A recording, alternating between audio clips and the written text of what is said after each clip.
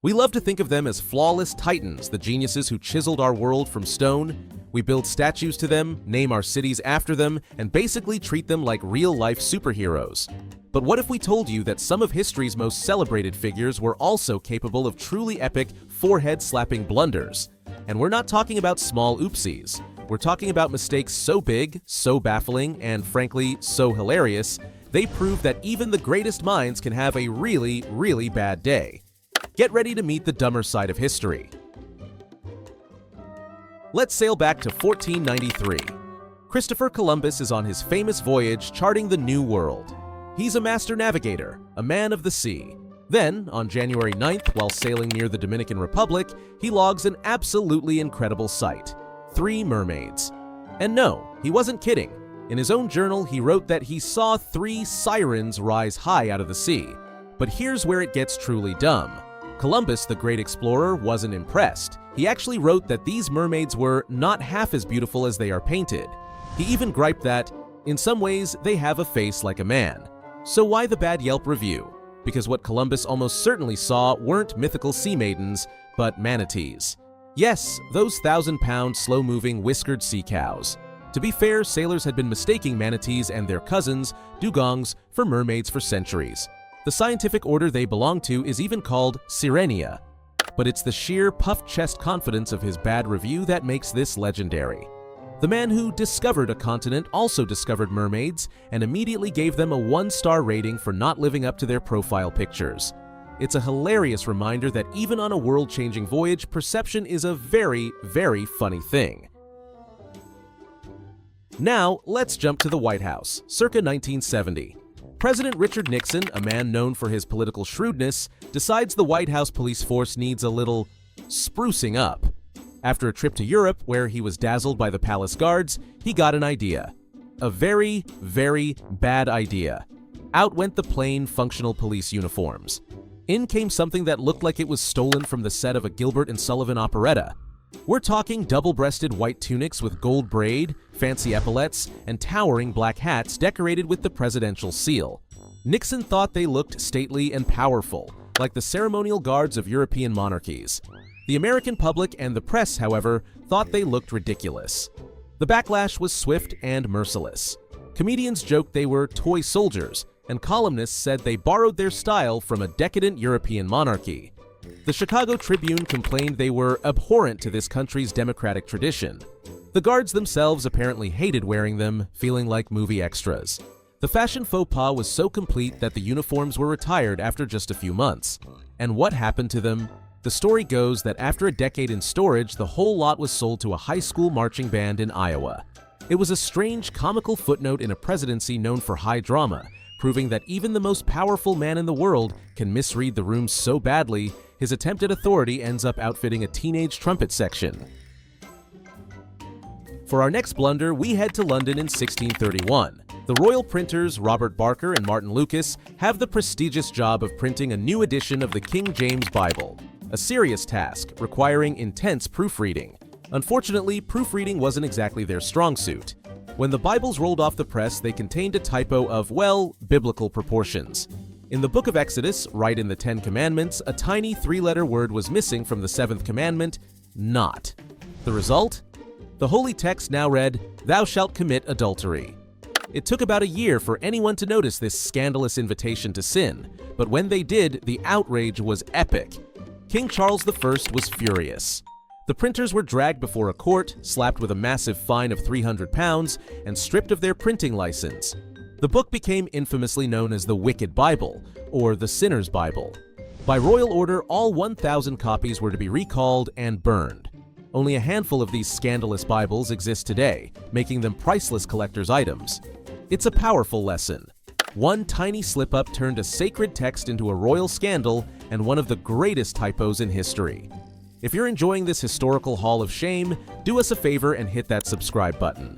We've got plenty more forehead-slapping moments to get to. Some mistakes aren't just printed in books, they're carved in stone. For this, we go to Rome, to one of Michelangelo's greatest sculptures, his statue of Moses. It's a masterpiece. The beard, the muscles, the intense gaze, and wait a minute, are those horns? Yes, Popping right out of his head, Moses has two distinct horns. For centuries, people have wondered why a genius of human anatomy like Michelangelo would give a prophet such a demonic look.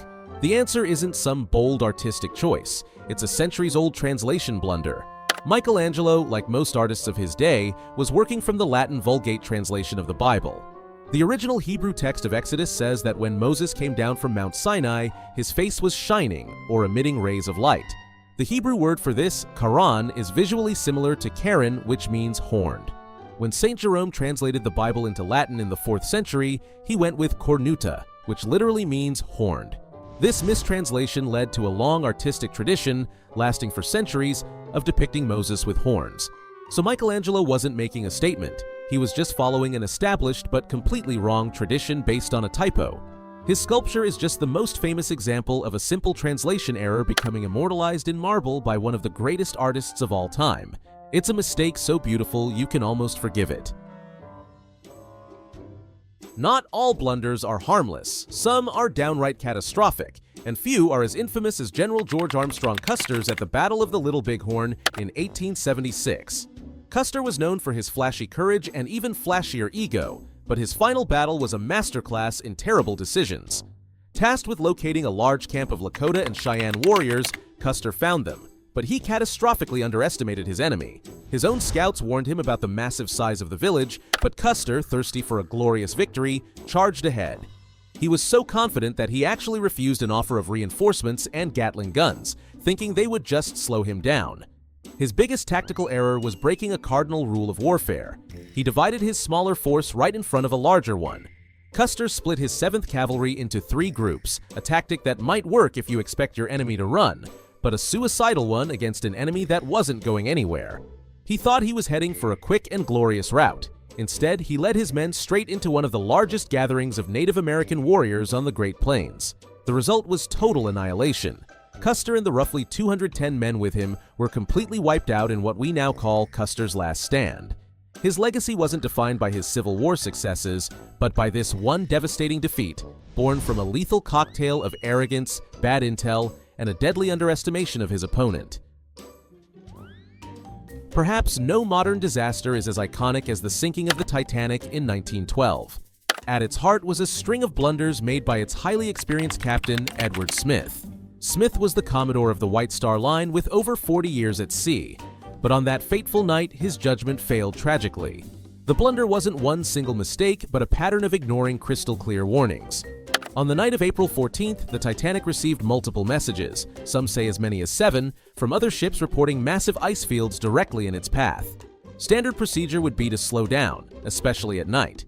Instead, Captain Smith kept the ship speeding along at about 22 knots, essentially flooring it through the pitch-black, icy waters of the North Atlantic.